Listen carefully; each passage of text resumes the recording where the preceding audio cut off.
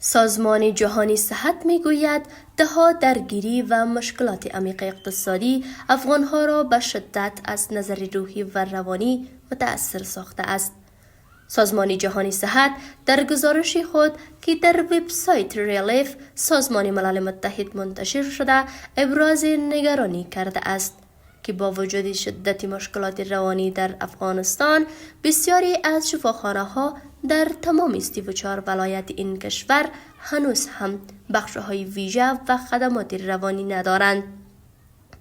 این در حال است که سازمان جهانی صحت در گزارش تازه خود که به تاریخ 14 می منتشر شد گفته است که سالها درگیری و بحران جاری اقتصادی در افغانها را از لحاظ روحی و روانی سرکوب کرده و به گفته این سازمان آنان را در معرض افسردگی عمیق، استرس و اضطراب و بیماری‌های گوناگون شدید روانی قرار داده است. این گزارش به نقل از ادوین سالوادور نماینده سازمان جهانی صحت در افغانستان آمده است که این سازمان 5 برنامه مدغم شده مراقبت‌های صحت روانی را تا نوامبر 2025 حفظ کرده است.